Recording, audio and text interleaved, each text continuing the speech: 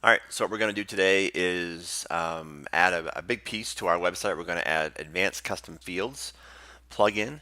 There's a way, just like we talked about with the custom post types, there's certainly a way that you can program the custom post types and the advanced custom fields into your own plugin or into the functions.php file. Um, I prefer to use a plugin, let somebody else smarter than me do the work and let me take advantage of their awesome tools. So Advanced Custom Fields has a pro version as well. You can go to their website and dig around and see the difference between the two. Basically, the pro version gives you more field types, it gives you a repeater field and some other cool things. We're only going to be using the free version, which you can just get out of the WordPress repo. So let's kind of cruise forward. Again, what I'm not going to go over the installation of the plugin. I'm actually not going to go over the creation of fields all that much because the reality is you can have multiple field groups. So you could create a new field group. We're going to be using pizza again, but I'll just say, hiking trail info because you're going to apply these fields to um, a post type. So we would have our hiking trails like we have right here, and then for hiking trail info, I could add a field and say trail name, and it will create a slug for me, which is super handy. That's just going to be text, and then we can create a field called trail. I don't know what length, right? And if we wanted to, we could make this a number. The number of fields are a little funky, but this gives you the ability to have an up and down scroller on the um, on the actual field itself. This is the free version, so you can have a WYSIWYG editor, which is pretty handy. You could upload images, which I'm going to show you on the pizza one.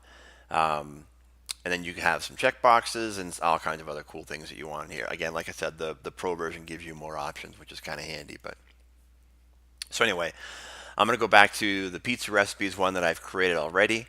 And so I have a pizza image, and for this one, I just use the image field type. And then just as a little side note, I'm going to show you the code in the template files, but I always have it return the image URL. You can have it return a bunch of different things, and I'm going to show you why I do that. And it's mostly because that's what I'm familiar with. I'm familiar with the image source equals forward slash WP content or whatever. So that's why I do the URL. And then all my ingredients are just text fields.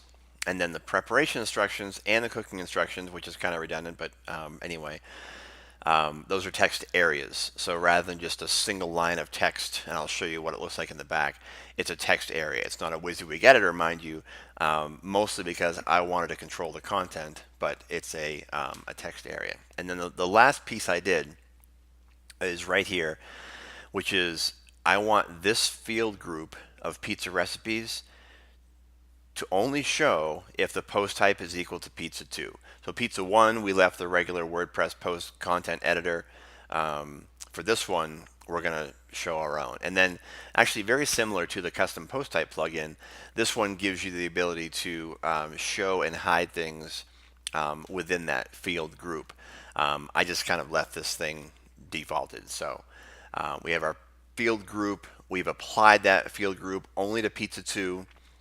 You can add it to, regular pizza if you wanted to, or you could add it to hiking trails. It wouldn't really matter. But we're just going to have it go to pizza 2. And then if I go to pizza 2, you'll see that I have created 3 pizzas already. The Hawaiian one is pretty empty. The one thing I wanted to note about this is that Advanced Custom Fields does allow you to put in like placeholder text. So it's not actually going to show up. It's not going to say preheat oven to 400 degrees on the actual website, because as soon as you start typing in there, it goes away. But it just gives your clients, if you're building this for a customer, it gives your clients a little bit of a hint about what they're supposed to put in there.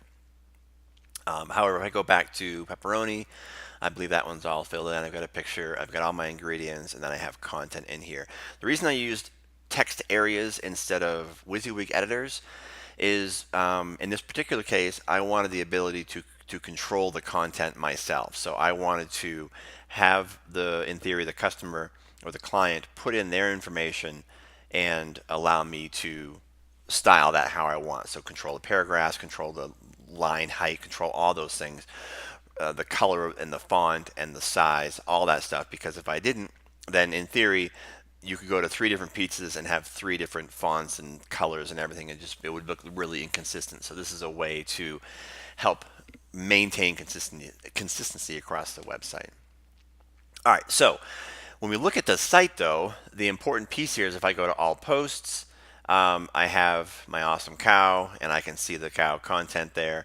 If I go to all pizzas, which is the first pizza one, again, we use the WordPress WYSIWYG editor, so we have that content in there. It looks great.